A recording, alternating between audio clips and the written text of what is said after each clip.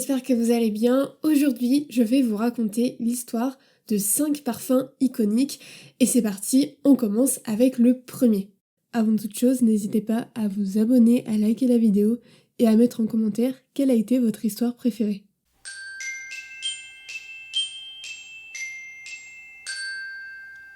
Gabrielle Chanel, fondatrice de la marque Chanel, voulait un parfum à l'odeur de femme. Elle demande alors au parfumeur Ernest Beau de créer cette fragrance et il lui présentera 2 séries, l'une numérotée de 1 à 5 et l'autre numérotée de 20 à 24. Gabrielle Chanel choisira l'essai numéro 5 qui sortira le 5e jour du mois de mai, c'est-à-dire le 5e jour du 5e mois de l'année. Vous l'avez compris, le numéro 5 a une signification toute particulière pour Coco, et c'est pour ça qu'elle décida de garder numéro 5 comme nom de parfum. Et il est d'ailleurs aujourd'hui le parfum le plus vendu au monde. Alors Coco Chanel l'a utilisé pendant très longtemps, mais dans les années 40, elle décida de porter le numéro 31, qui deviendra plus tard l'actuel numéro 19, qui a été lancé en 1970 pour célébrer le jour de la naissance de Coco, le 19 août.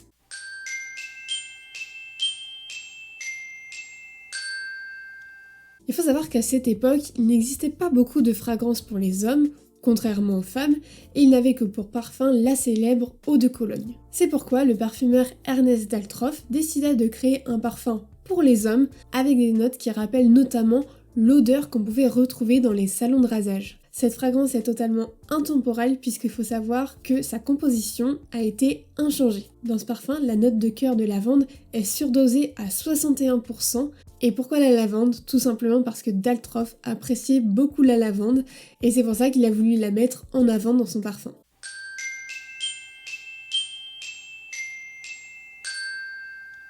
On a affaire ici à un parfum qui a su beaucoup faire parler de lui. En sortant ce parfum, Yves Saint Laurent voulait créer une dépendance chez les femmes qui portaient ce parfum et faire naître ce qui s'appelle l'extase fatale. En fait, la composition de ce parfum amène à trouver des similitudes entre les effets de l'opium et le sentiment de tomber amoureux. Et pour aller jusqu'au bout de l'idée, le flacon est inspiré de l'Inro, qui est un étui du Japon portatif qui permettait de conserver ses médicaments et notamment sa drogue. En raison de sa thématique, la campagne publicitaire de ce parfum a été jugée beaucoup trop provocante par certains, et c'est pour ça qu'il a été interdit dans certains pays.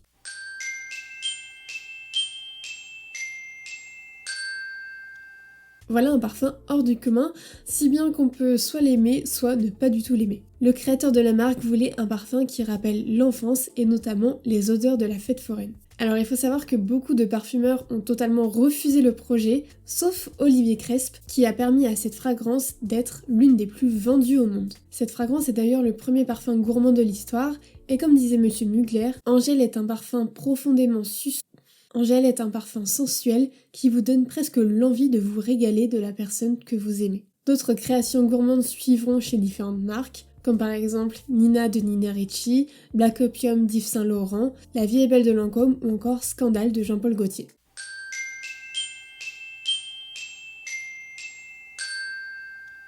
Alors si je vous parle de Kenzo, vous avez sûrement en visuel cette fameuse pub où une femme asiatique entourée de coquelicots va apporter une fleur à un groupe d'hommes. Eh bien la pub reflète parfaitement l'histoire de cette fragrance. En effet, le parfumeur Alberto Morillas créa cette fragrance en hommage au courage d'une femme exprimée sur une photo datant de 1967. Sur cette photo, une jeune étudiante, une fleur à la main, se tient face à des soldats armés. Et sachant que le fondateur de la marque adorait les coquelicots et que cette fleur est inodore, Alberto Morillas décida d'en imaginer l'odeur. Et il créa ainsi le parfum Flower.